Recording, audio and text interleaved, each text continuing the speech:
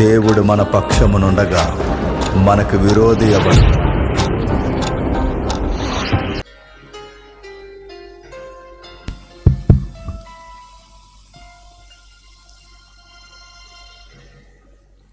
స్థానిక దైవజనులకి, వేదిక మీద ఉన్న సేవకులకి, ప్రియులకు, మాకు సుపరిచితమైన సంగీతకారులకు, సహోదరులకు అందరికీ క్రీస్తునామం శుభములు. చిన్న ప్రార్థన చేసుకుందామండి. ప్రేమగల తండ్రి, కృపగల దేవ, మా ప్రతికూలమైన పరిస్థితుల్లో మాకు అనుకూలతను దయచేసి మీ వాక్యం చెప్పుటకును తండ్రి, అనేకులను రక్షించుటకును తండ్రి మమ్మల్ని వాడుకుంటున్నందుకు మీకు స్తుతులు స్తోత్రములు తండ్రి. ఈ భూమి మీద సమస్త కార్యాలలో తండ్రి ధన్యమైనది భాగ్యము ఏదన్నా ఉంది అంటే నోరు విప్పి మీ కొరకు మాట్లాడు. అలాంటి వరమును తండ్రి మాకు దయచేశారు. ఈ మాటలు తండ్రి వింటున్న వారు ఎవరో తండ్రి నిర్లక్ష్య వైఖరిని వ్యవహరించారు. బాధ్యతగా తండ్రి వాక్యాన్ని స్వీకరించి వారి వ్యక్తిగత జీవితాల్లో మీరు ఏ వాగ్దానాలు దాసుంచారు, ఏమేమి ఎలా నెరవేర్చాలని మీరు కోరుచున్నారో వారికి వివరించి చెబుచుండగా స్వీకరించే మనసును వారికి దయచేయండి. ఈ కష్టము ప్రయాస తండ్రి వ్యర్థమవ్వకుండా కనీసం ఒక్కరైనా మరింత రక్షణ అనుభవంలోనికి తండ్రి మీ వాక్యపు వెలుగులోనికి రావడానికి సహాయమును అనుగ్రహిస్తారని కోరుతూ క్రీస్తున్నామని ప్రార్థన సమర్పిస్తున్నాము తండ్రి. ఆమేన్. జాగ్రత్తగా వాక్యాన్ని విందాం. కొంచెం ఈ డయాస్ మీద సౌండ్ పెడతారు.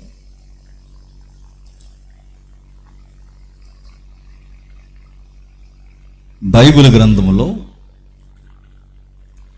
వాక్యాన్ని చదివే అలవాటు మనకుంటే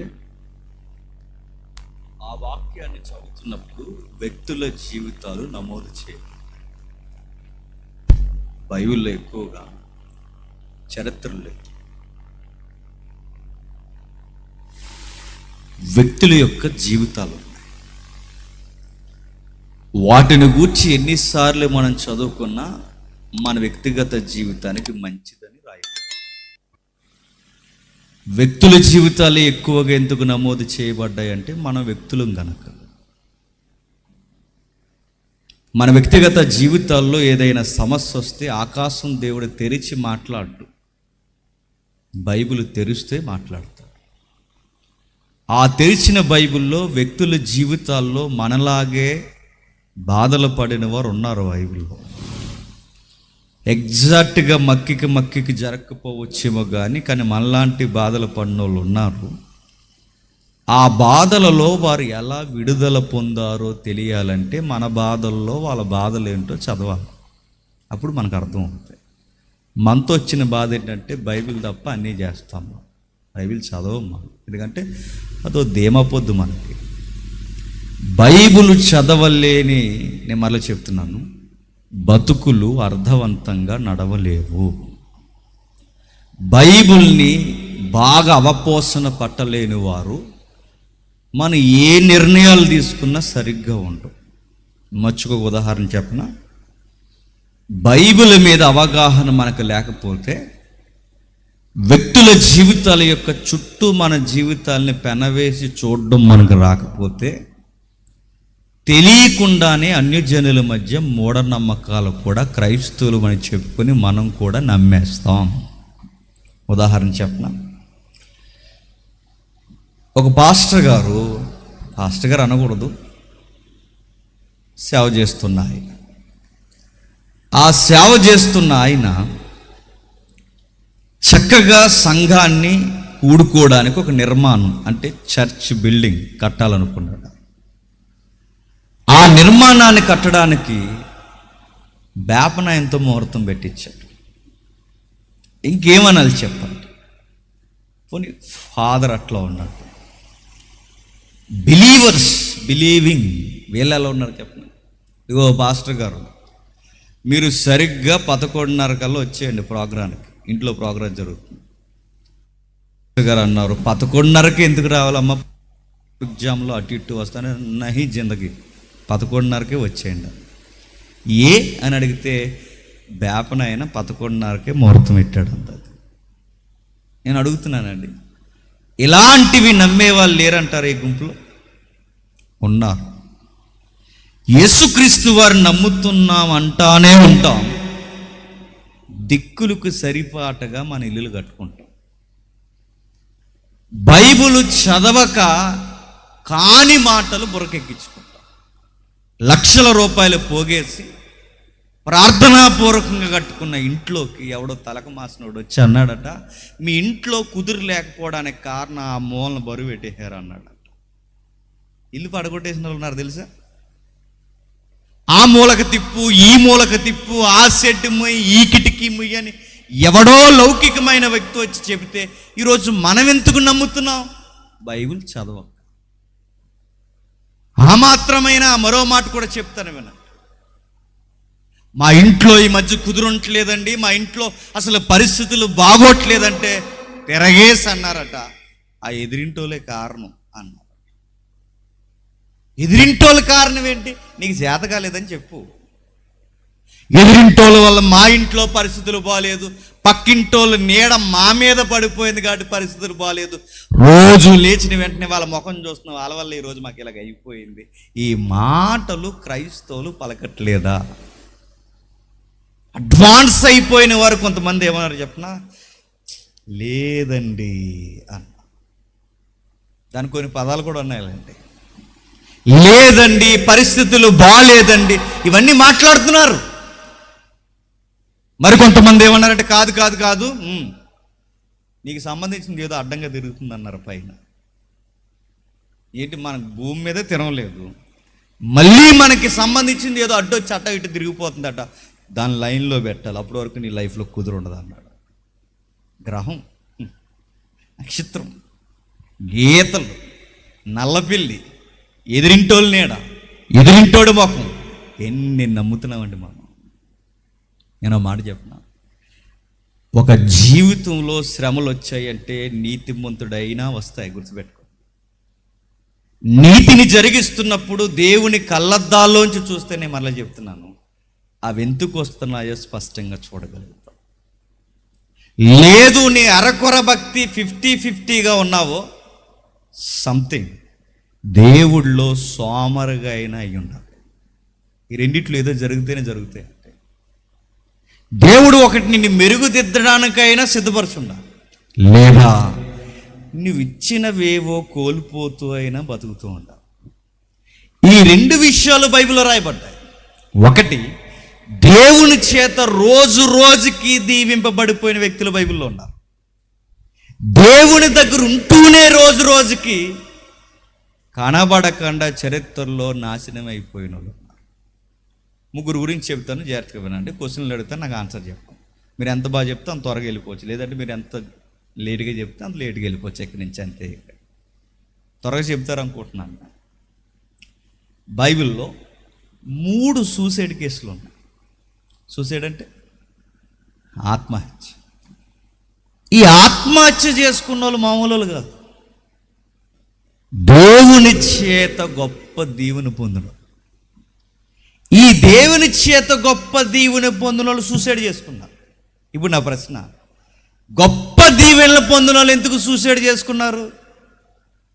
దీవెన పొందినందుకే చేసుకున్నారు. కంగారైపోకండి, బాగా విన్నారు. దీవెనలు పొందితే సూసైడ్ చేసుకోవడం ఏంటంటే, నేను మళ్ళీ చెప్తున్నాను, దీవెనల వల్లనే సూసైడ్ చేసుకుంటాం, గుర్తుపెట్టుకోండి. మాట్లాడితే మోకాళ్ళు వేసి కిరాణా స్టోర్ లిస్ట్ ఇప్పినట్టు ఇప్పుతాను దేవుడి దగ్గర. అది ఇచ్చే ప్రభువా, ఇది ఇచ్చే ప్రభువా, పెళ్లి చేసే ప్రభువా, మనవన్ని కూడా సెట్ చేసే ప్రభువా, అది ప్రభు. అడగండి, ఎన్ని అడుగుతారో అన్ని అడగండి, కానీ అడిగిన వెనకాలే రెడీగా ఉరితాళ్ళు ఉంటాయి.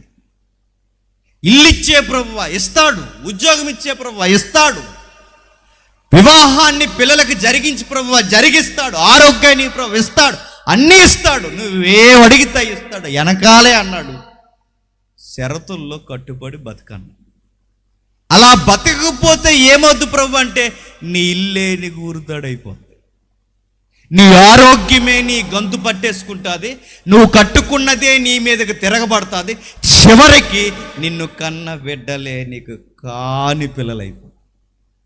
ఇప్పుడు నేను చెప్తున్నాను, అడగండి. అంటే ఇన్ని ప్రాబ్లమ్స్ అన్నీ ఆ మూల నుంచి రావా? ఆ మూల పేరేంటి?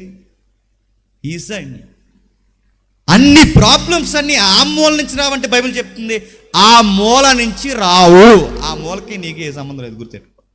రికార్డులో ఏమన్నా డాక్యుమెంట్లు ఉండొచ్చేమో తప్ప నీ ప్రాబ్లమ్స్కి దానికి సంబంధం లేదు. మరి ఆ ఎదురింటి వాళ్ళకే చాలా ప్రాబ్లమ్స్ ఉన్నాయి, వాళ్ళ వల్ల నీకేం రాలేదు, గుర్తుపెట్టుకో. మరి ఆ నల్ల పిల్లి దానికేం తెలుసు, పాప నల్లగా పుట్టిందంతే, దానికి సంబంధం లేదు. మరి గ్రహము, ఆ గ్రహం మీద నీరే లేదు, దానికి నీకు సంబంధం ఏంటి? మరి ప్రాబ్లమ్స్ అన్నీ ఎలా వస్తున్నాయంటే, నేను మరలా చెప్తున్నాను, ప్రాబ్లమ్స్ మనకు మనమే తెచ్చుకుని మీదేసుకుంటాం. మనం ఏ విత్తుతామో అదే కోస్తాం, మనం ఏం చేస్తామో అదే తిరిగి వస్తుంది.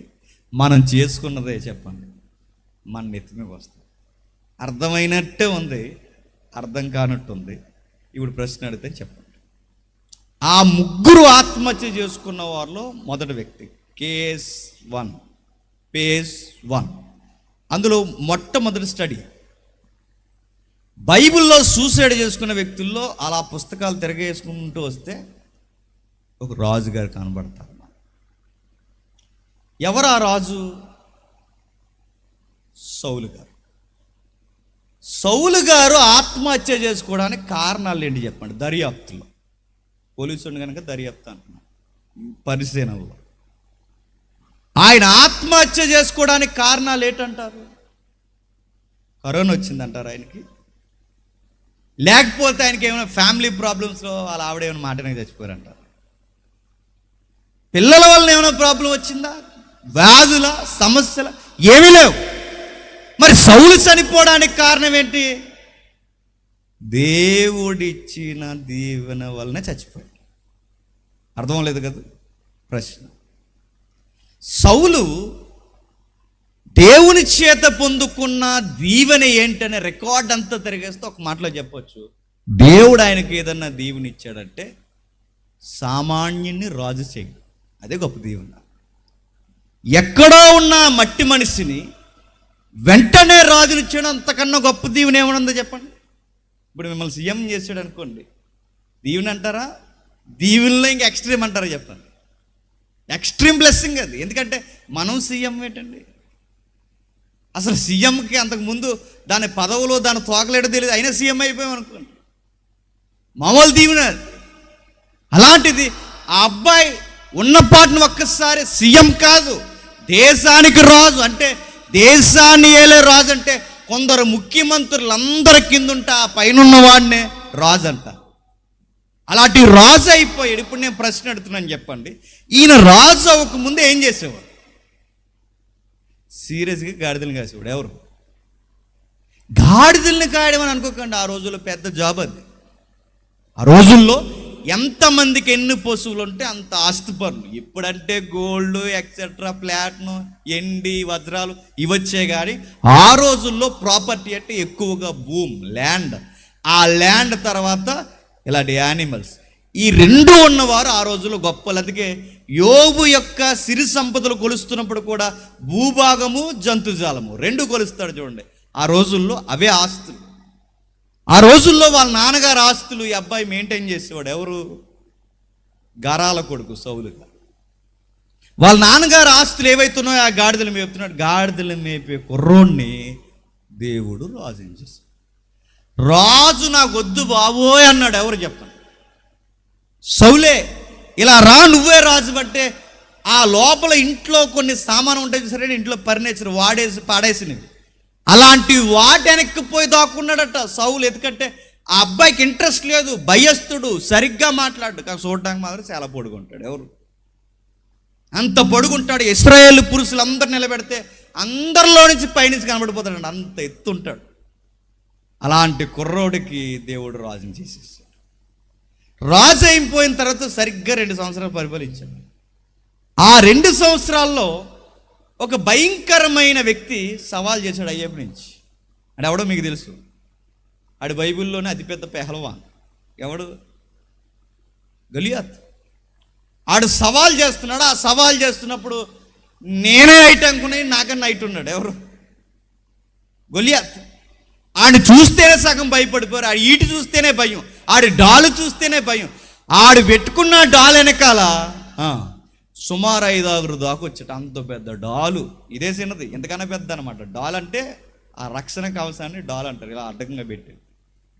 ఆ డాలే 5 దాకా వచ్చాడు, అంత పెద్ద డాలు. ఆడి భుజబలం చూస్తేనే భయపడేవారు. అంత అలాంటోడు సవాల్ చేస్తుంటే ఎవరికి పట్టలేదు, అందరూ భయపడిపోయారు. సౌలు గారు కూడా గుడారాల్లోకి పోయి దాక్కున్నాడు.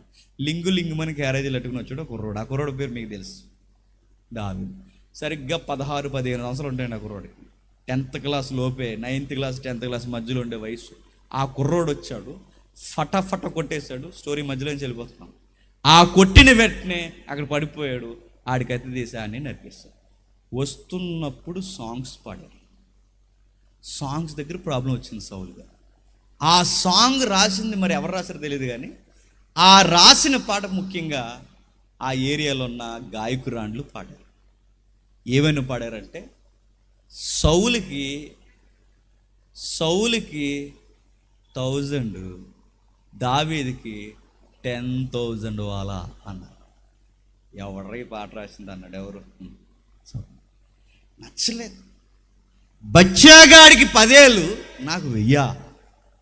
పాట రాసినోళ్ళని పాలినోళ్ళని తీసేద్దామన్నాడు. చూశాడు, ఆ రోజు సిరుకన్నేశాడు. ఆ కన్ను విసపు కన్ను అయింది. దావీదుని తీసేయాలి తీసేయాలి తీసేయాలి తీసేయాలి తీసేయాలి తీసేయాలి తీసేయాలని పరిగెట్టారు. సౌలుని తీసేశారు. ఎప్పుడో ఒకటి గుర్తుపెట్టుకోండి, ఎదురింటోళ్ళు పాడైపోవాలి పాడైపోవాలి పాడైపోవాలి పాడైపోవాలి. వాళ్ళు పాడైపోరు చెప్పండి, మనం పాడైపోవాలి.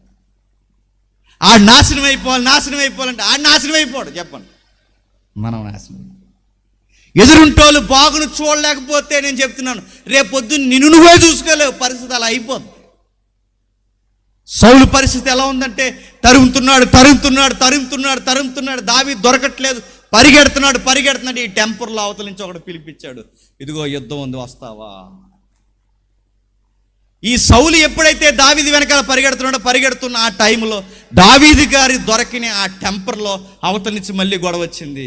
ఈ గొడవ ఏంటంటే, అప్పటికే పాటలు పాడేస్తున్నారు. ఏమని? దావీదుకి 10, సౌలుకి 10. పాట మార్చాలనుకున్నాడు, ఏంటో నాకు తెలియదు. మరి వెంటనే అక్కర్లేని యుద్ధానికి సై అంటే సై అన్నాడు. ఎందుకంటే ఆ 10 ఈసారి నన్ను అనాలనుకున్నాడేమో. మరి అక్కర్లేని యుద్ధానికి వస్తానన్నాడు, వెళ్ళిపోయాడు. అటైపు నుంచి ఎవరో యుద్ధ నేర్పరి కాని వారు వచ్చారు. ఆ వచ్చినోడు ఒకడు బాణం వేశాడు. ప్రశ్న అడుగుతాను చెప్పాలి, బాగా వినండి. అవతల నుంచి ఒకడు ప్రాక్టీస్ లేనివాడు బాణం వేస్తే ఆ బాణం అలా తిరిగి వచ్చి గుండెల్లో కూర్చో. సౌలు గారికి అర్థమైపోయింది, ఇది బర్త్డే కాదు, డెత్ డే అని. ఇదే లాస్ట్ డే. అన్యుల చేతుల్లో చనిపోయే కన్నా, శత్రువు చేతుల్లో చనిపోయే కన్నా వీరమరణం పొందాలని తన ఈటే తన వైపుకే తిప్పుకొని సూసైడ్ని వీరమరణం అనుకున్నాడు. సూసైడ్ చేసుకుని చచ్చిపోయాడు. నేను అడుగుతున్నాను ప్రశ్న చెప్ప, సౌలు గారు రాజు అవ్వకపోతే ఈ 10,000 సాంగ్ అనే పాట ఉంటుందా? ప్రశ్న అడుగుతాను చెప్పాలి మీరు. సౌలు గారు రాజే కాకపోతే సాంగే లేదు, సాంగే లేకపోతే అసూయ లేదు, అసూయే లేకపోతే దావీదుని తరముడు, దావీదునే తరమకపోతే ఈ అసూయలు అక్కర్లేని యుద్ధానికి వెళ్ళడు, ఆ యుద్ధమే లేకపోతే బాణమే లేదు, ఆ బాణమే లేకపోతే ఈటే లేదు, ఈటే లేకపోతే ఆత్మహత్య లేదు. ఇది అన్నిటికీ కారణం ఏంటంటే ఆయన రాజు అవ్వడం. ఇప్పుడు నా ప్రశ్న, సౌలుని రాజుని చేసింది ఎవరు? చెప్పాలి. సౌలుని రాజుని చేసింది ఎవరు? సౌలుకి రాజు అనే దీవెనిచ్చింది ఎవరు? దేవుడు. అంటే ఇప్పుడు ఈయన రాజుని చేయడం వల్లే చనిపోయాడు. రాజే అవ్వకపోతే అందరిలాగా పెళ్లి చేసుకునేవాడు, అందరిలాగా పిల్లలు కనేవాడు, చక్కగా పిల్ల పాపలతో బతికేవాడు, బారెడు కాలం బతకాల్సిన ఈ మనిషి ఈరోజు ఆత్మహత్య చేసుకుని చనిపోవాల్సినంత ప్రాబ్లం ఎందుకు వచ్చింది? రాజు అవడం వల్ల. అంటే ఇప్పుడు అడుగుతున్నాను, ఇతను రాజు అవ్వడానికి కారణం ఎవరు? దేవుడు. అంటే దేవుడు సౌలుని రాజును చేయడం వల్లనే సౌలు చచ్చిపోయాడు. ఇప్పుడు సౌలు రాజు అవ్వడం వల్ల చనిపోయాడు. ఇప్పుడు సౌలుని రాజుని చేసినందుకు చనిపోతే రాజుని చేసిన వ్యక్తిది తప్పు అంటారా, రైట్ అంటారా? ఏమన్నా అడుగుతున్నాను. రాజుని చేసిన వ్యక్తి ఎవరు? దేవుడు. ఇప్పుడు ఈయన రాజుని చేయకపోతే ఈ ప్రాబ్లమ్స్లో, ఇప్పుడు రాజు అవ్వడం వల్లనే ప్రాబ్లం వచ్చింది. ఇప్పుడు ఈయన రాజుని చేసినందుకు దేవుడు తప్పు చేశాడో ఒప్పు చేశాడు చెప్పరు మీరు. ఎందుకు చెప్పిన ఆయన దేవుడు. ఆయన ఏదైనా ఉంటే నువ్వే పో అని నా మీదకి మిమ్మల్ని అడుగుతున్నాను నేను. ఇప్పుడు దేవుడు నిజంగా ఇప్పుడు ఈయన రాజుని చేసి తప్పు చేశాడో ఒప్పు చేశాడో చెప్పాలి. అర్థం అవ్వలేదు కదా. ఆ ప్రశ్న అలాగే ఉంచండి. రెండో కేస్ స్టడీ, రెండవది పేజ్ 2. బైబిల్లో ఆయన హ్యాండ్సమ్ అని లేదు, బైబిల్లో బిగ్గెస్ట్ బిల్డర్ అని లేదు, 6 ప్యాక్ బాడీ అని లేదు, కానీ ఒకటి ఉంది, పవర్ఫుల్ మ్యాన్ అని మాత్రం. కోడితే ఒక్కొక్కరికి ఆ రోజే ఇంకా మొత్తం చెప్తున్నాను అంత్యక్రియలకు రెడీ అయిపోయారట. ఆయనకి పెద్దగా ఏ కత్తులు అవసరం లేదు, ఆయనకి పెద్దగా గుదికర్రలు అవసరం లేదు, ఆయన కొట్టడానికి సీరియస్గా ఆలోచించడం అవసరం లేదు. ఆయనకి పక్కన ఏది దొరికితే చాలు అదే ఆయుధం, ఆయుధంతో 1000 మంది వచ్చినా కొట్టేస్తాడు. 1000 మంది వచ్చినా కొడతాడు. ఒక రోజు ఆయన చరిత్ర రాయబడింది, గాడిద పచ్చి దవడ ఎముకతో 1000 మందిని ఒక్కరోజు ఏంటండి గంటల వ్యవధిలో చంపేశాడు.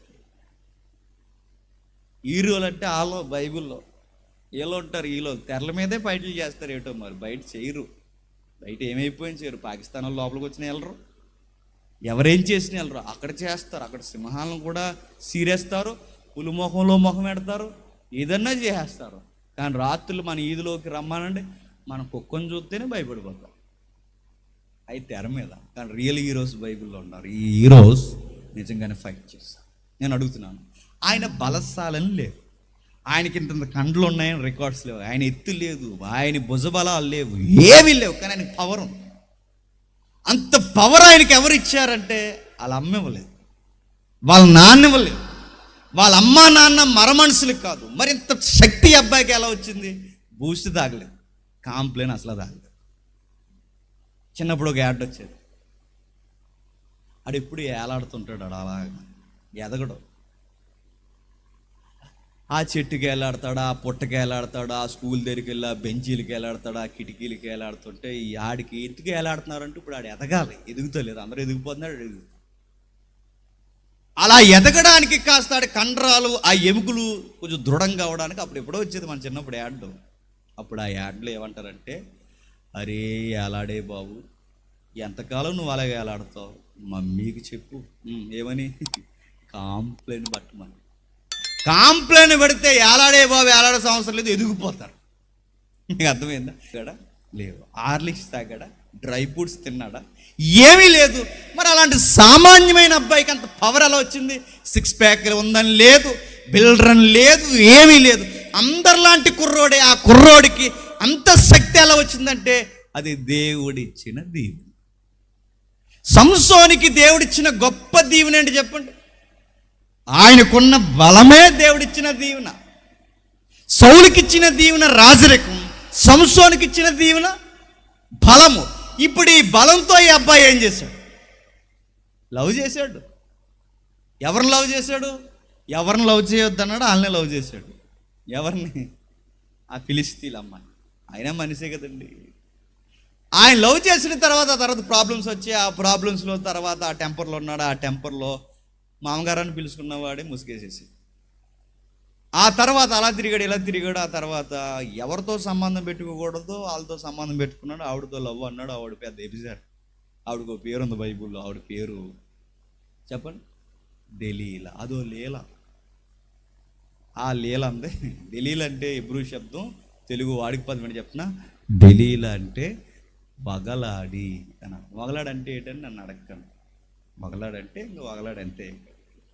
ఎప్పుడన్నా పెద్దమ్మలు గొడవ ఆడినప్పుడు, రే ఆవిడ నోట్లో నేరెట్టుకరా బాబు, ఆవిడ పెద్ద, అది ఆవిడని అడగని చెప్తారు. అంటే అలా మాట్లాడుతుంది, ఇలా మాట్లాడుతుంది, ఎలాగన్నా మాట్లాడుతుంది, వాళ్ళే వగలాడు. అలాంటి ఆవిడ దగ్గరికి వెళ్ళి ఇప్పుడు స్నేహభావంలో ఉన్నాడు మన హీరో సంసోన్. వెళ్ళాడు. ఆవిడందట, నువ్వు నన్ను నిజంగానే లవ్ చేస్తున్నావా అని అడిగింది. ఇలాగ అడుగుతారు తమ్ముళ్ళు, అన్నయ్యలు జాగ్రత్త. నువ్వు నన్ను నిజంగానే లవ్ చేస్తున్నావా అంటే అప్పుడు మనోడు అన్నాడు, ఎస్, ట్రూ లవ్ ఇక్కడ అన్నాడు. అయితే నిజంగానే ఇది స్వచ్ఛమైన ప్రేమ అయితే మరి లవ్లో ఏముండకూడదు తెలుసా? ఏముండకూడదు? దాపరికాలు ఉండవు.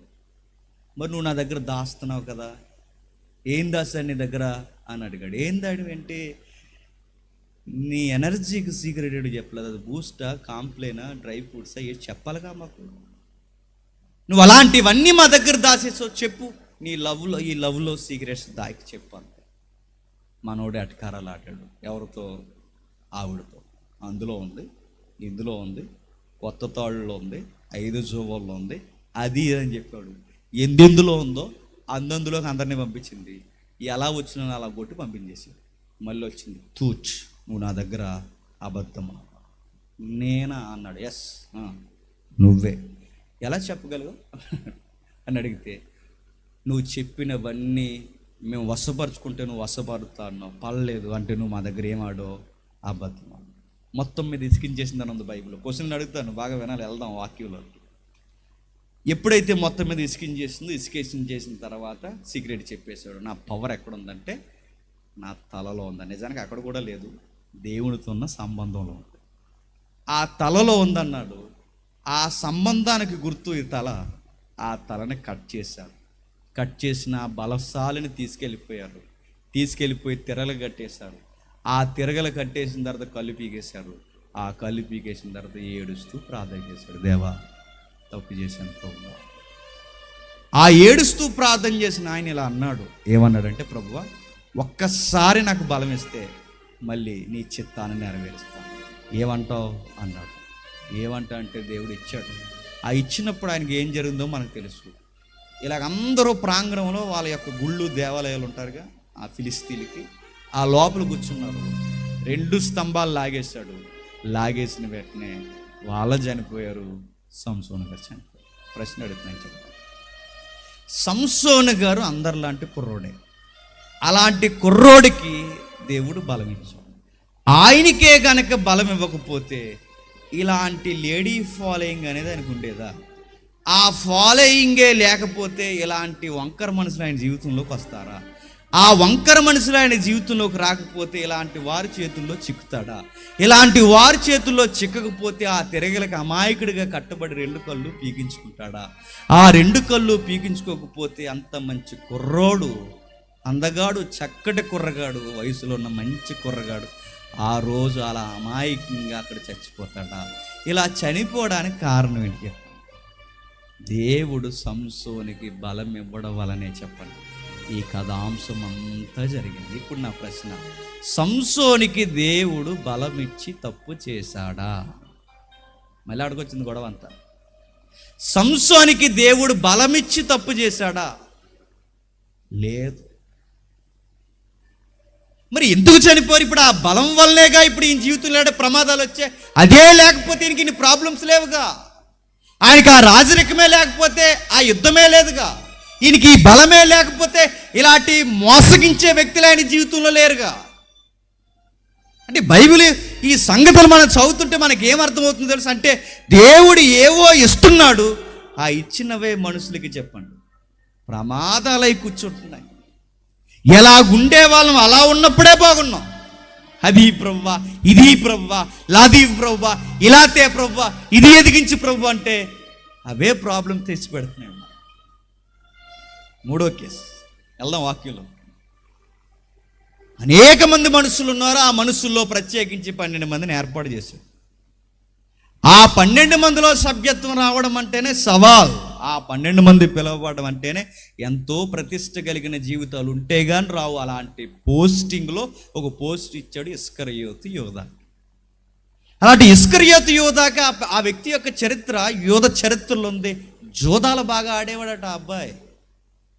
ఆ వ్యక్తి జోదాలు బాగా ఆడేవాడు. జోదాలు ఆడే అలవాటు ఉంది కనుక ఆ జోదం అలవాటు దేవుళ్ళలోకి వచ్చినా పోలేదు. చాలామంది ఉంటామండి, దేవుళ్ళలోకి వస్తాం, అలవాట్లు మాత్రం తీయం, అలాగే ఉంచుతాం, అలవాట్లే చంపేస్తాయి. ఈ ఇస్కరియోతు యోధా కూడా అలాగే జూదాలు ఆడితే ఇందులోకి వచ్చాడు. వచ్చిన ఆయన అలవాట్లు పోలేదు. ఆ జూదాలకు డబ్బులు కావాలి. ఆ డబ్బులు ఎక్కడి నుంచి తీయడం మొదలెట్టాడంటే కానుక సంచిలోంచి తీయడం మొదలెట్టాడు. డబ్బు పిచ్చున్న వంకరోలు ఎవరైనా ఉంటే నేను చెప్తున్నాను, ఆ డబ్బు పిచ్చి ఎంత ఎత్తుకు తీసుకెళ్ళిపోతే చెప్పిన చివరికి దేవుని డబ్బులే దొంగతనం చేయడం మొదలెట్టాడు.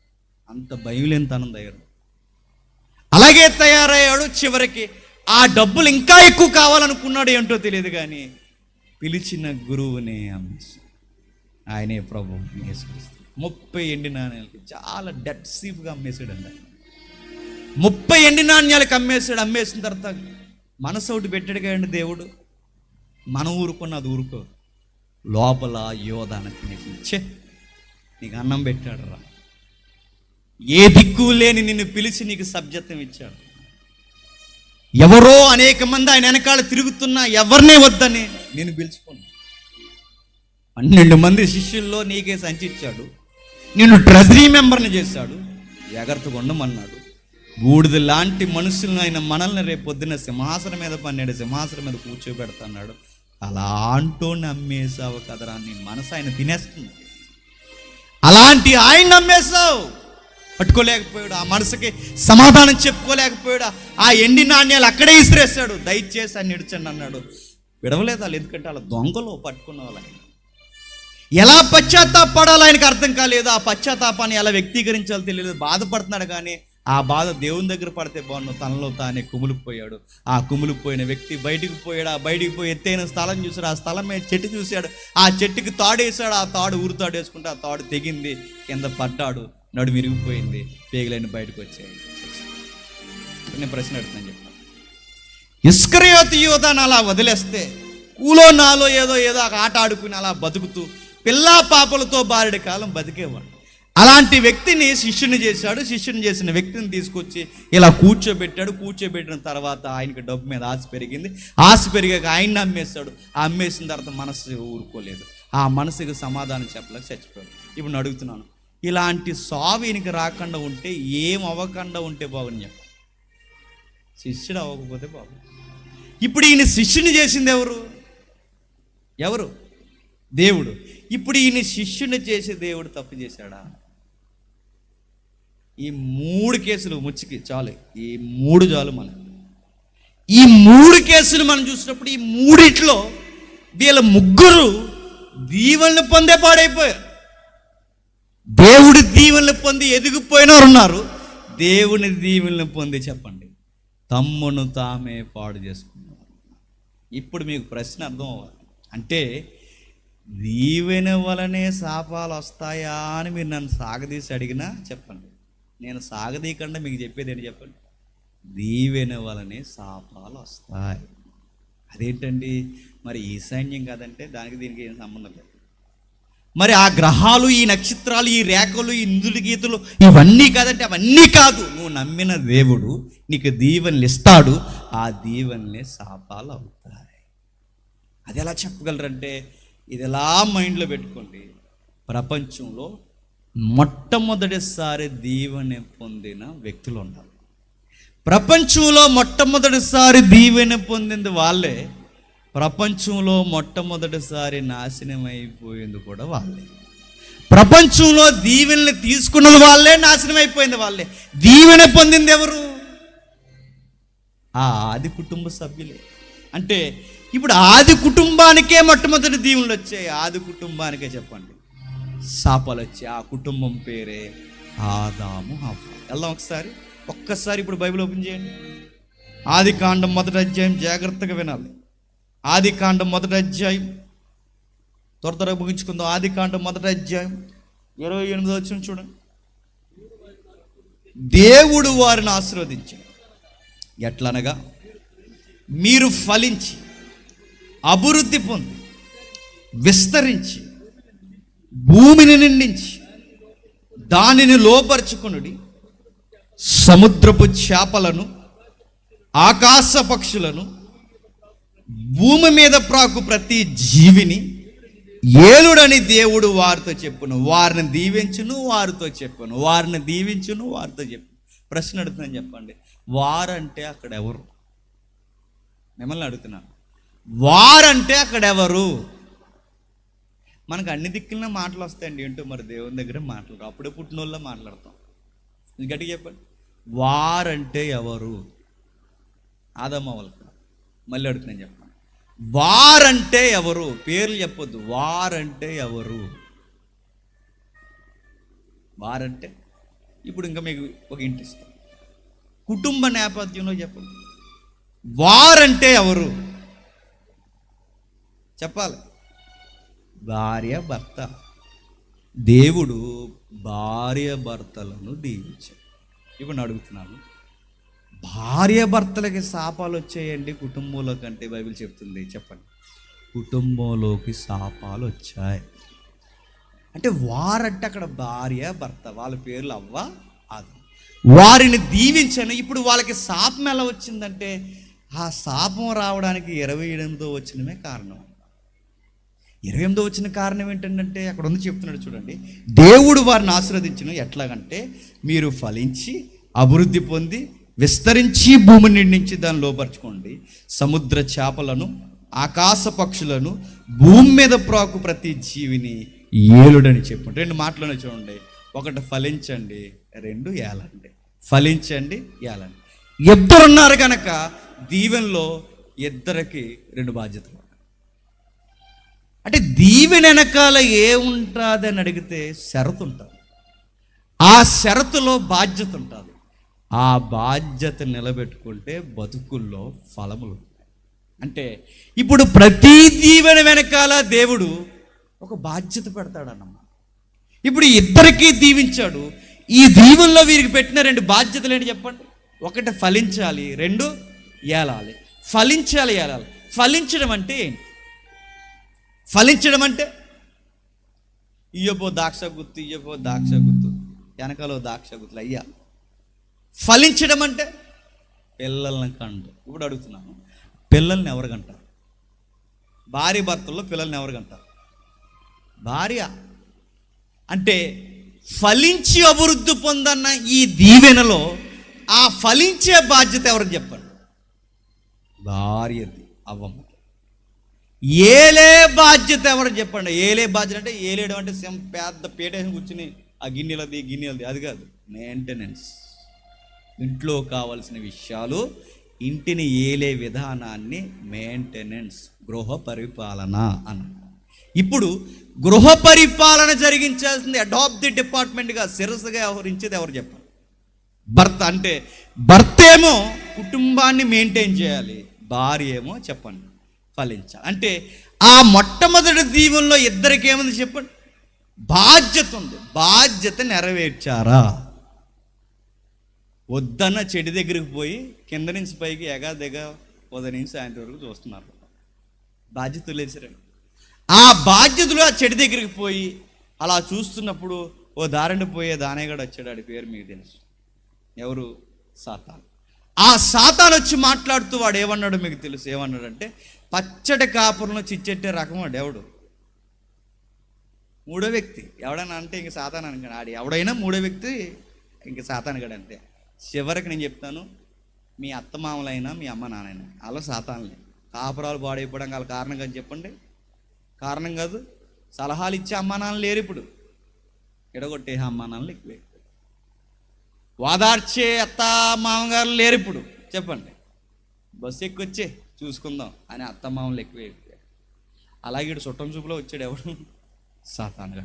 ఆడొచ్చి అన్నాడు, నీకు ఇది తెలుసా అన్నాడు. తెలుసా అంటే తెలియదు కాబట్టి తెలుసా అని అడిగాడు. ఆవిడకి తెలియదు. వచ్చేమన్నాడంటే నువ్వు అది తిన్నావనుకో డిమ్మును మారిపోతావు అన్నాడు. మరి ఆ సీక్రెట్ ఇన్ని రోజులు నాకు ఎందుకు తెలియదు? తెలిస్తే ఎదిగిపోతావని చెప్పలేదు దేవుడు అన్నాడు. అదొక బిజినెస్ ట్రిక్ అండి. అది అలా తెలిస్తే తెలిసిపోతుందని నీకు చెప్పలేదంటే అవ్వమ్మ చూసింది, బాధ్యత మరిసింది, ఆ పళ్ళు అన్నీ తిన్నాది కుదురుండక వాళ్ళ ఆయన గారు వచ్చిన వెంటనే నేను కొన్ని తినేసాను, నువ్వు కూడా కొన్ని తినే అంటే వెనక ముందు ఆలోచించకండి తినేదండి. ఈయన ఆలోచించాలి కదండి. ఇప్పుడు ఆవిడ ఏదో తింగర పని చేసింది, ఈయన ఆలోచించాలి కదా. ఈయన ఎందుకు ఆలోచించలేదంటే ఆయన ఆలోచించడం ఆవిడ చూస్తేనే కవిత్వాలు వచ్చేది ఈయనకి. ఎవరికి? నా ఎముకలు ఎముక, నా మాంసంలో మాంసమా, నాలో నేను తీయబడ్డా కనుక ఎవరనుకుంటున్నాను? నారివి అన్నాడు. ఆవిడ చూస్తేనే పద్యాలు వస్తాయి, అలా వస్తాయి. ఆ పద్యాలన్నీ కొట్టాక ఆవిడ సెలనంది. మరి నేను తినేసి నేను ఆలస్యం చేయకు, నువ్వు తినే అంటే ఆ రోజుల్లో ఫ్రిడ్జు ఈ మిక్సీలు లేవు కానీ ఫ్రిడ్జ్లో కూడా పెట్టుకుందరండి ఇద్దరు కలిసి జ్యూస్ చేసుకుని. ఇద్దరు తినేస్తారు, బాధ్యత మర్చిపోయి. వీడన్నిటికి కారణం అంటే ఒకటేడు చెప్తున్నా బాధ్యత మర్చిపోవడం, రెండేడు చెప్తున్నా ఆ మూడోడు మాట. ఎవరైనా ఇంటికి వచ్చారనుకోండి, తల్లులకు మీకు చెప్తున్నాను జాగ్రత్త. కొన్ని విషయాలు ఆయన వచ్చిన తర్వాత రండి మాట్లాడదాం అనాలి. అలా అంటారా? అలా అనరు. ఏటో మరి ఎంత చెప్పినాను. చెప్పండి. సోఫా సెట్లో కూర్చోబెట్టి టీ తాగుతారా, కాఫీ తాగుతారా, థమ్సప్ అయినా తాగుతారా అంటారు. ఆడు అన్నీ తాగేసి లేనిపోయిన పొల్లైడేసి పోతాడు. మనకి ఆడు వచ్చేమంటాడు, ఎలా పడుతున్నావు? నువ్వు కాడు పడ్డా కానీ మేమైతే కుడితాడు. అలా ఆల్రెడీ పడుతున్నాడు, మనకి చెప్పడంతే. అలాంటివన్నీ చెప్తారు. ఇలాంటి కాకమ్మ కబుర్లు అన్నీ చెప్తారు. మన టీ తాగేసి మన కాపురాన్ని పాడు చేసేస్తారు. మన థమ్సప్ తాగేసి మన కాపురాన్ని పాడు చేస్తారు. అలాగే వచ్చాడు ఎవరు? సాతానుగా. వాడెట్టేశాడు. ఆ కిరికిరిలో పాడైపోయారు. ఇప్పుడు అడుగుతున్నాను, మొదటి అధ్యాయం మొదటి వచనాల్లో, మొదటి అధ్యాయం 28వ వచనంలో ఏదైతే దేవుడు దీవెనిచ్చాడో అదే దీవెన 3వ అధ్యాయంకి వచ్చేసరికి ఏమైంది చూడండి ఒకసారి. 3వ అధ్యాయం నేను చదువుతాను చూడండి. 3వ అధ్యాయం నేను చదువుతాను చూడండి. 16వ వచనం, స్త్రీతో నీ లైఫ్లోకి ఫలములు పోయి ప్రయాస వస్తుంది అన్నాడు. ఫలించాల్సిన ఒక ఇంటి ఇళ్ళల్లోకి ఏమొచ్చిందట? ప్రయాస. ఆ ప్రయాస వెనకాలే వచ్చింది ఏంటట? వేదన. ఆ వేదన వెనకాలే వచ్చింది ఏంటట? వాంఛ. ఆ వాంఛ వెనకాలే వచ్చింది బానిస బతుకు. మీ ఆయన నిన్ను ఏలడం మొదలెడతాడు. ఒక్కసారి బాధ్యత మరిస్తే తన కుటుంబంలోనికి ఏమేమి వచ్చి పడిపోయి చూడండి. ప్రయాస వచ్చింది, వేదన వచ్చింది, వాంఛ వచ్చింది. మీ ఆయన నిన్ను ఏళ్తాడు, నువ్వు బానిస. కుటుంబంలో ఈ రోజుకి ఇవి జరుగుతున్నాయో లేదు చెప్పండి. ప్రయాసపడలేదండి. చాలామంది పెద్దలు ఉన్నారు. మిమ్మల్ని అడుగుతున్నాను నేను, మీకు 30 సంవత్సరాలు అయిందో పెళ్ళి, 40 సంవత్సరాలు అయిందో నాకు తెలియదు, కానీ నా వయసుకు మించిన మాట మిమ్మల్ని అడుగుతాను. మీ 30 ఏళ్ళ జీవితంలో, మీ వివాహ జీవితంలో మీరు గట్టిగా ఆ లైఫ్ స్టైల్ అంతా ఒక గ్రాఫ్ మీద రౌండ్ సర్కిల్ గీచి చెప్పండి అంటే ఏం చెప్తాను? ఉదయాన్నే లేస్తాను, లేచిన తర్వాత టిఫిన్ వండుతాను, ఆ టిఫిన్ వండిన తర్వాత అదుగు ఇదుగు అనే సమయానికి మధ్యాహ్నం. ప్రయాస అంటే ఎలా ఉంటుంది వినండి, ప్రాక్టికల్ ఎగ్జాంపుల్. అదుగు ఇదుగు అనే సమయానికి మీరు టిఫిన్ చేసే సమయానికి ఆల్రెడీ ఇంట్లో అందరూ భోజనం చేస్తారు. వాళ్ళ భోజనం చేసి వాళ్ళ పక్కకి వెళ్ళే సమయానికి నువ్వు భోజనం చేసేసరికి వాళ్ళు తిరిగిపోతే 2, 3 అయిపోతుంది. అదుగో ఇదిగా నువ్వు ఆ భోజనం చేసే అమ్మాయి అనే సమయానికి బ్యాగ్ వేసుకుని వేసుకుంటూ వచ్చేస్తాడు. బ్యాగ్ వేసుకుని ఎవడు? మీ కుర్రోడు. అమ్మే అంటాడు. ఆడిని తీస్తావు, ఆడిని కడుగుతావు, ఆడికి ఏదో తినడానికి పెడతావు. ఈడికి పెట్టేంత లోపల మీ యజమాని వచ్చేస్తావు. ఆయనకి ఏదో నీళ్ళు ఇస్తావు, ఆయనకి తాగడానికి టీ ఇస్తావు. అదుగు ఇదిగో సమయానికి మళ్ళీ పురుగులుగా మళ్ళీ రాత్రి భోజనం మొదలెడతావు. అమ్మాయి అనుకునే సమయానికి నిద్రలోకి వెళ్తావు, తెల్లారిపోద్దు. మళ్ళీ ఉదయం అవుతుంది, మళ్ళీ టిఫిను, మళ్ళీ భోజనం, మళ్ళీ స్కూల్ బ్యాగు, మళ్ళీ ఆడు వచ్చేస్తాడు, ఆడిని ఉతికేయాలి, ఆ తర్వాత మళ్ళీ వండే. ఇంతకు మించి ఏమన్నా ఉందా చెప్పండి? అప్పుడప్పుడు ఫంక్షన్లు ఉంటాయండి, అవి వదిలేండి. ఇంతకు మించి ఏమన్నా ఉందా? ఇది ప్రయాస కాదా చెప్పండి? ఉదయాన్నే లేవడం, తర్వాత ఇవన్నీ అటు ఇటు పరిగెట్టడం, వంట, వార్పు, నలిగిపోయి ఎంత ప్రయాసపడిపోతారు. స్లిమ్గా వెళ్ళని మీరు చెప్పండి, టయానికి తినక అలా అయిపోతారు. టయానికి తినకపోతే ఎవరైనా ఇలాగ అయిపోతారు. అయిపోతే ఇలా అయిపోతారు, లేకపోతే మొత్తం కొల్లిపోతారు. ఆ అయిపోయిన తర్వాత ఆ చెవి దగ్గరికి వెళ్ళి, పెద్దమ్మ 30 ఏళ్ళలో నీ రికార్డులో నీకు ఉపశమనం ఏంటే అని అడిగితే పెద్దమ్మ అంటుంది, ఏమున్నదా వండుకుని తినడం, బతకడం. అసలు నీకు ఏం అనిపించలేదా బాధ అంటే? అనిపించింది హిమాలయాలకు పోదామని, కానీ మరి ఏం చేస్తాం, మరి హిమాలయాలకి వెళ్ళలేను కదా అని. సీరియస్గా వినండి, నేను కావాలని చెప్తున్నాను. ఎందుకు వెళ్ళు అంటే ఆవిడ దగ్గర సుప్రీం ఆన్సర్ 2 ఉంటాయి. ఆ 2 ఆన్సర్లు ప్రతి ఇంటి ఇళ్ళ గుండెల్లో ఉంటాయి. ఆ మాటలు మనకి ఏడుపు వస్తాయి. ఆ మాట ఏంటి చెప్తున్నా? ఎందుకు నువ్వు వెళ్ళలేకపోయావంటే, 1 పిల్లలరా, 2 కట్టుకున్నవాడు. అంటే ఇప్పుడు ఈ ప్రయాసంతా వాళ్ళ కోసమేనా అంటే ఆ పెద్దమ్మ అంటుంది వాళ్ళ కోసమే. ఇప్పుడు అడుగుతున్నాం, ఎవరి కోసమైతే ఇంత నలిగిపోయి ప్రయాస పడుతున్నావో ఆ బిడ్డల వలన వేదన ఏంటట? వేదన. నేను అడుగుతున్నాను, బిడ్డలు పుడుతున్నప్పుడు వేదన, బిడ్డలు ఎదుగుతున్నప్పుడు వేదన, ఆ బిడ్డలకు ఆరోగ్యాలు బాగోకపోతే వేదన, ఆ బిడ్డలకు చదువులు పట్టకపోతే వేదన, ఆ బిడ్డలు ఎదిగిన తర్వాత అంది రాకపోతే వేదన, ఆ బిడ్డల మాట వినకపోతే వేదన, ఆ బిడ్డలు ఎదిగిన తర్వాత స్థిరపడిన తర్వాత నీకు గుప్పడి మెతుకులు పెట్టకపోతే వేదన, నిన్ను పట్టించుకోకపోతే వేదన, నువ్వు అడ్డైపోయావని నీ కోడలు నీ కొడుకే మాట్లాడుకుంటే వేదన, చివరికి నీ బిడ్డల వలన నీ అంత్య జీవిత కాలంలోకి మిగిలేది కన్నప్పుడు వచ్చిన వేదన, కాటికి పోయినప్పుడు కూడా మిగిలేది వేదన. నేను అడుగుతున్నాను, జీవితం అంతా ప్రయాస. ఆ ప్రయాస ఎవరిని చూసి పడుతుంది అంటే పిల్లలు పిల్లలు పిల్లలు పిల్లలు పిల్లలు పిల్లలు పిల్లలు అడుగుతున్నాను. ఈ పిల్లల వలన సుఖముందా? ఇందాక పోలీస్ స్టేషన్ చెప్పిన ఏ పిల్లలను పెంచారో ఆ పిల్లలే తిరగబడి మా అమ్మ నాన్న వల్ల మాకు థ్రెట్ ఉందని వాళ్ళ మీద కేసెట్టారు. ఎంత దారుణం అండి ఈ రోజులు. ఏ చదువులు చదివించారో ఆ చదువుల్లో తెలివితేటలు ఎక్కువైపోయి ఆ తెలివితేటలు ఆ తల్లిదండ్రుల మీద కేసెట్టారు. వీళ్ళ వల్ల మాకు ప్రమాదం ఉంది. ఎంత అన్యాయం చూడు. జీవితకాలం పెంచి పోషించిన ఆ తల్లిదండ్రులు అక్కడ కింద కూర్చోబెడితే వాళ్ళ పైన కూర్చుంటే వాళ్ళు ఇలా చేతులు కట్టుకుంటూ వాళ్ళ గుండెల దగ్గరికి పోయి మీ వేదన ఏంటని అడిగితే ఏమంటారు చెప్పనా?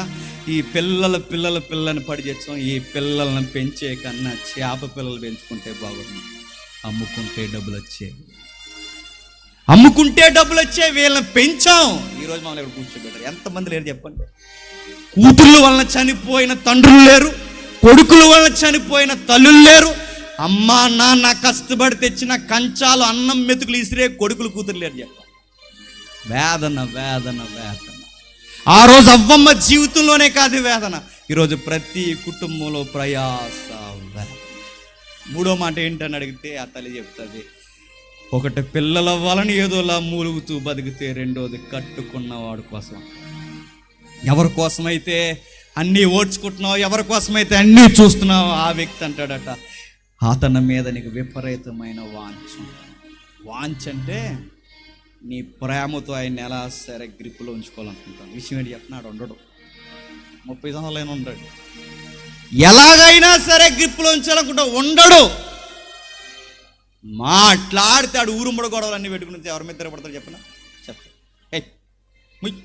అంత నువ్వే చేసావు అంటాడు. ఆడి మీదకే తిరగబడతాడు. వాంచ్ అంటే విపరీతంగా ఇష్టం. ఆయన నాతోనే ఉండాలనుకుంటావు, కానీ నిజంగా దేవుడు అనే ఒక ఆన్సర్ లేకపోతే నీ వ్యక్తి నీతో ఉండదు. ఈ మధ్యకాలంలో ఫేస్బుక్లో ఒక యాడ్ చూసాను. ప్రార్థన చేస్తున్నాడు భార్య కోసం. ఏమైనా ప్రార్థన చేస్తున్నాడు అనుకున్నాడు? ప్రభు బాల్యం ఇచ్చావు, ఎలాగిచ్చావు అలా తీసేసుకున్నావు. యవ్వనం ఇచ్చావు, ఎలాగిచ్చావు అలా తీసేసుకున్నావు. భార్యనిచ్చావు, మర్చిపోయావు కదూ, జ్ఞాపకం చేసుకో అంటున్నాడు. బాల్యం ఇచ్చాలా ఇచ్చి తీసేసుకున్నావు, యవ్వనం ఇచ్చాలా ఇచ్చావు, దీన్ని ఇచ్చావు మర్చిపోయావు, జ్ఞాపకం చేసుకో ప్రభు అంటున్నాడు. ఎంత దారుణం చూడాలి. నేను విషయం చెప్పనా, నువ్వెవరి కోసమైతే వాంఛ కలిగి చూస్తావో ఆ వ్యక్తులే నువ్వు పోతే బాగుండు అనుకుంటున్నారంటే నీ గుండె ఏమైపోవచ్చు? ఏమైపోతావు? జీవితంలో ఓడిపో. ఎవరి కోసమైతే ఇంత ప్రయాసపడుతున్నావు వాళ్ళకే నువ్వు అడ్డైతే ఏమైపోతావు? ఇలాంటివన్నీ జీవితంలోకి వచ్చేసి చివరికి ఇంత ప్రయాసపడుతుంటే ఆ 4వ మేట అతడు నిన్ను ఏలతాడు. అడుగుతున్నాను, మొదటి అధ్యాయం 28వ వచనంలో ఫలభరితంగా ఫలములతో నింపబడి పిల్లా పాపలను కని చక్కగా ఏ బాధ లేకుండా వంట కొరకు వార్పు కొరకు ఏ కన్నీళ్ళు లేకుండా ఆకలేస్తే ఆ పండు తెంచుకుని, ఆకలేస్తే ఈ పండు తెంచుకుని, దాహం వేస్తే ఆ పండు తెంచుకుని చక్కగా బంతుల్లా బతకాల్సిన ఈ కుటుంబం ఏమైపోయింది చెప్పండి? ప్రయాస, వేదన, వాంఛ, బానిసత్వం తెచ్చి మీదేసుకుంది.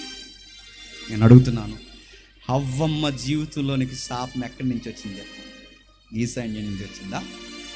అవ్వమ్మ జీవితానికి శాపం ఎక్కడి నుంచి? ఎదిరింటోళ్ళ, అత్తమామల, అమ్మా నాన్నల, వీళ్ళెవరో కాదు. ఎవరో వాళ్ళ ప్రాబ్లం చెప్పండి.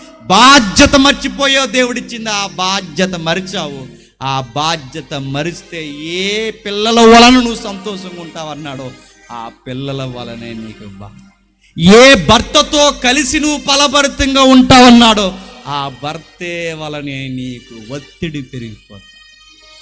ఇంటి ఇల్లాలకి దీవెనే ఏమైపోయింది చెప్పండి? శాపమైపోయింది. సెకండ్ క్యారెక్టర్, మేజర్ క్యారెక్టర్, ఆయనే భర్త. ఆయన జీవితంలోకి ఏమొచ్చింది? ఆయన జీవితంలోకి సేమ్ బంపర్ ఆఫర్లు వచ్చింది. ఏమొచ్చినాయి తెలుసు? ఇదిగో నేను చదువుతాను, నేను చూడండి, మీరు చూడండి.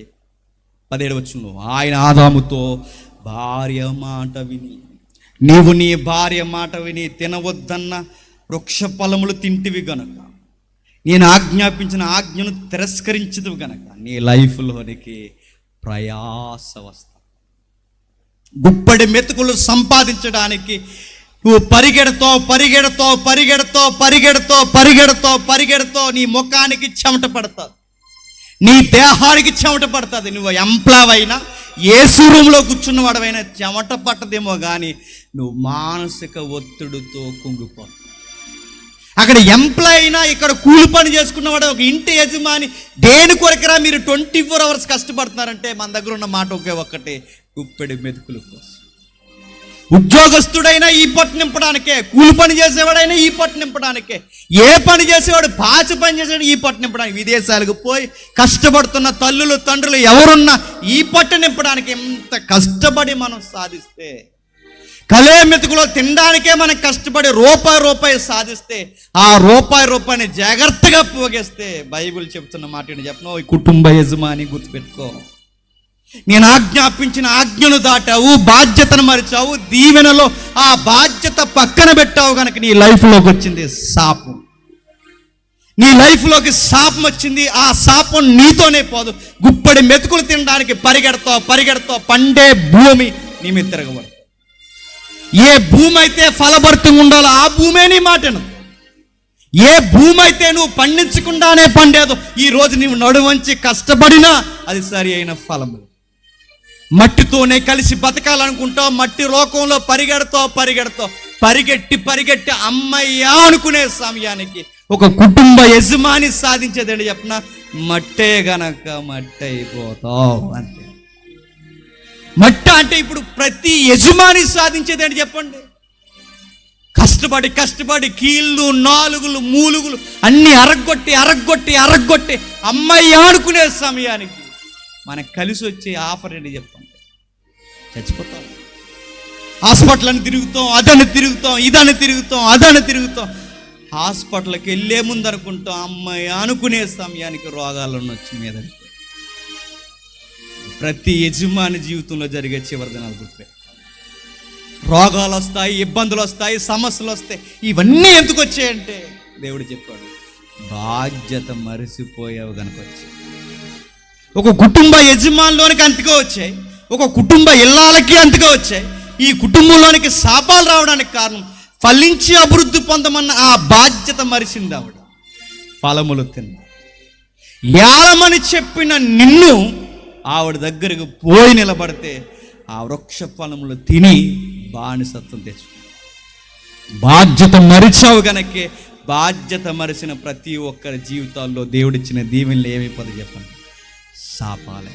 ఇప్పుడు నేను అడుగుతున్నాను, దేవుడు సౌలుని శాపం పొందాలని రాజుని చేయలేదు, అనేకులకు దీవెనకరంగా ఉండాలని నిన్ను రాజుని చేస్తే నువ్వు అసూయ చేత, కుట్రల చేత వ్యక్తుల్ని చంపాలని కుళ్ళుతో కుతంత్రంతో పరిగెట్టావు గనకే, బాధ్యత మర్చిపోయావు గనకే నీ సింహాసనమే నీకు ఉరుతాడైపోయాయి. అక్కడ దావీదున్నా ఏ కుటుంబం ఉన్నా నువ్వు పాలించాలి, కానీ నీ కన్నా చిన్న వయసులో, నీ కొడుకు వయసులో ఉన్న పిల్లలు నువ్వు చూడలేకపోయావంటే నీకు ఇచ్చిన బాధ్యతలో అసూయ తెచ్చుకున్నావు. ఆ అసూయ వల్లే నశించిపోయావు. సంసోనికి బలం ఇచ్చాడు, ఆ బలం వలన ఫిలిస్తీన్లు కాపాడాలని దేవుని నిశ్చయించుకుంటే ఫిలిస్తీన్లు కాపాడవలసిన సంసోను గారు ఆ అక్కర్లేని మనుషులతో సరసాలాడుతూ ఉండిపోయాడు. అందుకే శాపం తెచ్చుకోవాలి. నేను అడుగుతున్నాను, డబ్బు చెంచి నీకెందుకు ఇచ్చాడు తెలుసా? ఆ జోదం పనులు మానేసి బాధ్యతగా ఉంటావు. బాధ్యతతో వ్యవహరిస్తావని నేను శిష్యుని చేసి బాధ్యతగా నడిచి ఇక్కడున్న నీవు రేపు పొద్దున సింహాసనం ఎక్కుతావని నేను శిష్యుని చేస్తే బాధ్యత మరిసి బాధ్యతల్లోనే దొంగేసాలేసావు, దొంగలించడం స్టార్ట్ చేసావు, ప్రభువునే అమ్మేశావు. దేవుడిచ్చిన గొప్ప స్థానమైన దేవుణ్ణి ఊరితాడుగా మార్చేసుకో. మన విషయానికి వద్దాం. ఆ ముగ్గురి జీవిత చరిత్రలు ఇవన్నీ మనం చూస్తుంటే మనకు అర్థమైంది ఏంటి చెప్పిన, దేవుడు ఏమడిగినా ఇస్తాడు. ఆ ఇచ్చినవే మనకేమైపోతాయి చెప్తాను. దేవునికి దగ్గరగా బాధ్యతగా లేకపోతే అవే మనకు ప్రాబ్లం. ఇప్పుడు ఇల్లు ఇచ్చాడు అనుకోండి, గొప్ప ఇల్లు ఏదోటి ఇచ్చాడు అనుకోండి, ఆ ఇల్లు ఇచ్చిన తర్వాత నువ్వేం చేయాలి? దేవునికి కృతజ్ఞత కలిగి దైవికమైన వాతావరణం ఇంట్లో పెట్టాలి. ఆ దైవికమైన వాతావరణం పెట్టకండి ఇంట్లో కాలు మీద కాలు వేసుకుని లింగియో టవలో ఒకటి కట్టుకుని బాగా సుఖానికి మరిగి థమ్సప్లో ఏదో కలిపి తాగేస్తున్నాం అనుకో, ఇంట్లో కూర్చుని దేవుడు ఏం చేయాలి? అప్పులు పాలై కొంపమ్మెత్తో గుర్తెట్టుకో. దేవుడిచ్చిన ఇల్లే చివరికి నీకు శ్మశానంలా కనబడుతుంది, గుర్తుపెట్టుకో. నీకు ఆరోగ్యం ఇచ్చాడు, ఆరోగ్యం ఇస్తే ఏం చేయాలి? చాలామందికి ఆరోగ్యం లేదు, బయటకు పోయి చూడండి, గవర్నమెంట్ హాస్పిటల్కి వెళ్ళి చూడండి, మంచాలు లేక బాత్రూమ్ పక్కన చిన్న చిన్న దుప్పళ్ళు వేసుకుని పడుకుని ఏడుస్తుంటారు. ఆరోగ్యం లేదు, మనకు ఆరోగ్యం ఉంది, ₹1,00,000 విలువైన ఆరోగ్యం మనకు ఉంది. మొన్న నేను కోనసీమలో ఎవరింటికి తీసుకెళ్లారు, ఆ ఇంజెక్షన్ ఎన్ని కోట్లున్నట, ₹1,00,000 ఇంజెక్షన్ చేస్తేనే ఆ వ్యక్తి పోతాడు. నేను అడుగుతున్నాను, ₹10 ఖర్చు ఉందా నీ ఆరోగ్యానికి? ఇంత మంచి ఆరోగ్యాన్ని మనకిస్తే ఈ ఆరోగ్యాన్ని పట్టుకెళ్ళి సారా ప్యాకెట్లని, బ్యాందీ కాయలని, అవని ఇవని, సిగరెట్లని, చెత్త చెదారం, ఈ పనికి మాలిన ఇచ్చి చెత్తంతా తింటే దేవుడిచ్చిన ఆరోగ్యమే నిన్ను ఏం చేస్తుంది చెప్పు? నీ ప్రాణాలు తోడేస్తుంది. నీకు ఉద్యోగం ఇస్తాడు, ఆ ఉద్యోగాన్ని ఏం చేయాలి? నిలబెట్టు. ఎందరికో జీతాలు లేవు, టయానికి డబ్బులు లేవు, కూలి పని చేసినా సరిగ్గా బతకలేని వాళ్ళు ఉన్నారు. బయటికి వెళ్ళి చూడు, ₹1,00,000 తెచ్చుకున్న మనశ్శాంతి లేని వాళ్ళు ఉన్నారు. చూడు, నీకు టయానికి జీతం వస్తుంది, ఏదో ఒక జాబ్ ఇచ్చాడు, చిన్నదో పెద్దదో, ఆ జాబ్ దేవుడికి ఇచ్చిన తర్వాత, దేవా నాకు ఇంత మంచి ఉద్యోగం ఇచ్చా ప్రభు అని కృతజ్ఞత మర్చిపోయి ఆ ఉద్యోగాన్నే తీసుకుని ఆ శాలరీ అందనే పనికి మాలిన పార్టీలన్నీ పెడితే ఆ ఉద్యోగం వేసేవారు నీకేమవుతుంది? ప్రాబ్లం. ఆ విషయమే నీకు ప్రాబ్లం అయిపోద్ది. తాగుబోతు పార్టీలో నీ ఉద్యోగం పెడితే ఏమవుతావు? చక్కటి కాపురాన్ని ఇచ్చి చాలామందికి ముండు బకాయిలు పెళ్ళి అవుతలేదు బయట.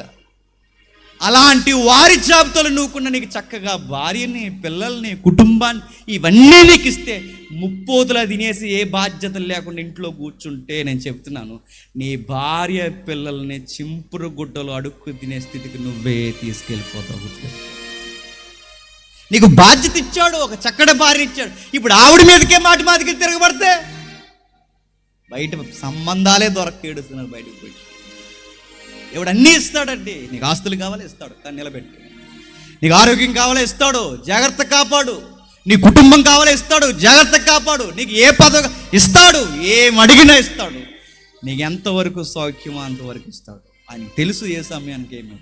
కానీ మనమే అది ఇచ్చే ప్రభు, ఇది ఇచ్చే ప్రభు, అది ఇచ్చే ప్రభు.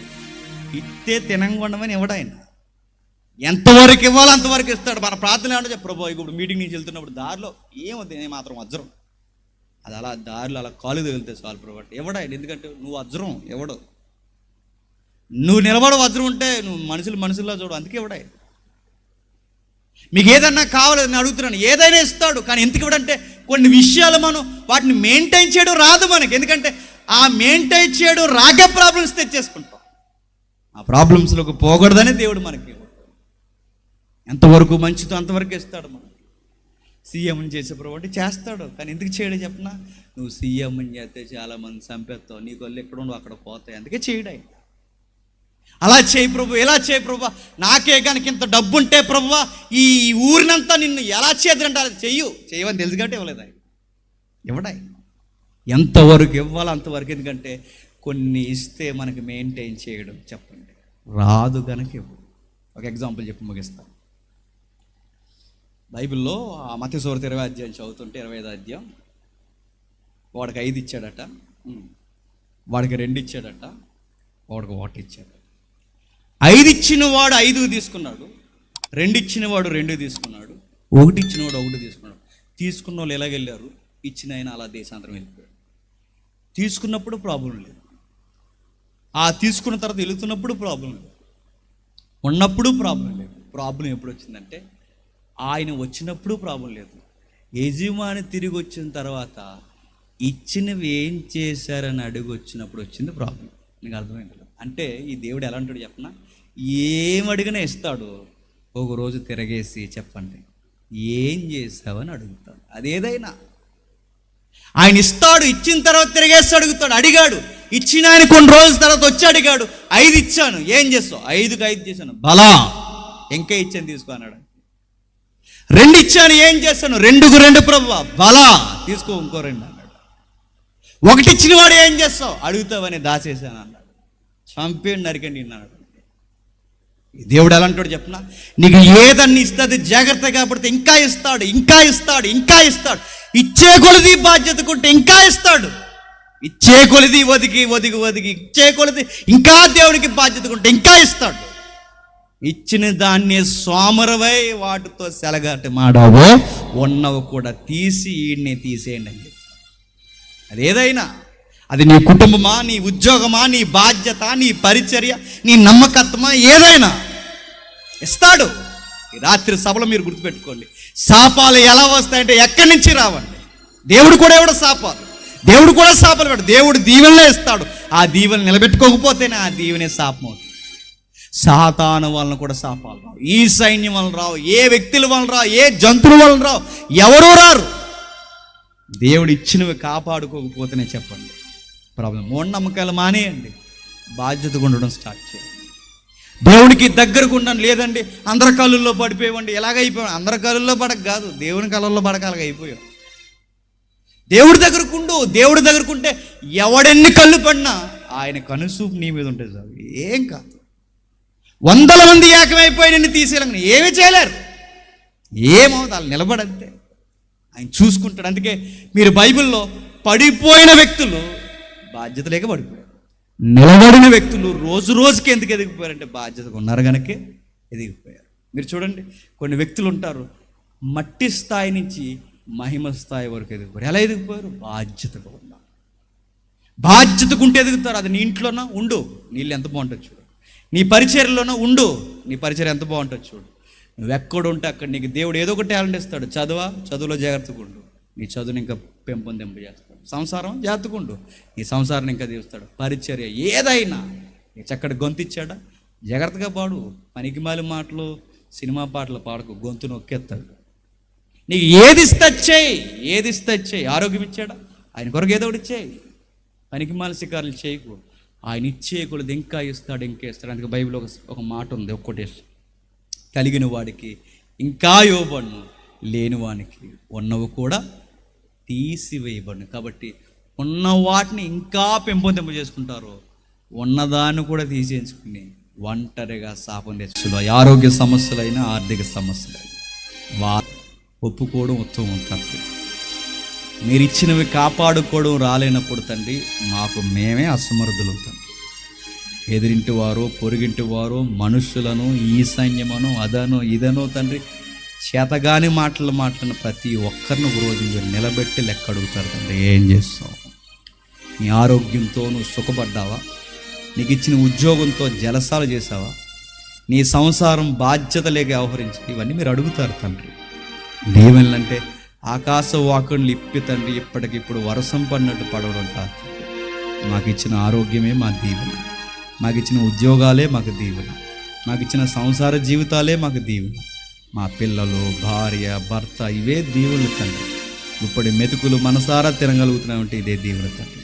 ఇంతకన్నా దీవెనలు ఏం కావాలి తండ్రి? మా పాపాలు మీకు అడ్డొస్తున్నాయని మీ సుతుడు దైవం తండ్రి ఇళ్ళలోనికి వచ్చి మా కొరకు బలైపోయారు. ఆయన మా కొరకు బలైపోవడమే గొప్ప దీవెన. ఇంతకన్నా దీవెనలు ఏం కావాలి తండ్రి? ఇవి మరిచి తండ్రి మనుషులు తండ్రి వాటి మీదకి తండ్రి, స్థలాల మీదకి, గ్రహాల మీదకి నెట్టివేయడం అనేది తండ్రి ఇంకా శాపాన్ని మీదకి తెచ్చుకోవడం తండ్రి. అర్థమైన వారు ధన్యులు, అర్థం కాని వారు తండ్రి వారి ఆత్మలకు వారి ఉత్తరవాదులు. 10 మాటలు వింటున్నామంటే ఇంకా మేము సరి చేసుకోవాల్సిన ఏవో ఉన్నాయని తండ్రి విన్నవారికి దయచేస్తారని కోరుతూ, స్థానిక దైవజనుల్ని, పెద్దలను తండ్రి, ప్రత్యక్షంగా పరోక్షంగా ఎన్నో వారిని అందరినీ మీ చేతులకు అప్పగిస్తున్నాం. వారి పరిస్థితులు ఇంకనూ తండ్రి మీరు ఎక్కడ చాటుని కాపాడండి. మమ్మల్ని శత్రులుగా భావించి మా మీద కాని మాటలు పలికి నిందలేసి అవమానపరిచి తండ్రి మమ్మల్ని లేకుండా చేయాలనుకున్న ప్రతి ఒక్కరిని తండ్రి మీకే అప్పగిస్తూ తండ్రి వీలైతే తండ్రి వారిని క్షమించి వారికి మాకు ప్రేమను పుట్టిస్తారని కోరుతూ క్రీస్తు నామమున ఈ ప్రార్థన సమర్పిస్తున్నాం తండ్రి. ఆమేన్, ఆమేన్.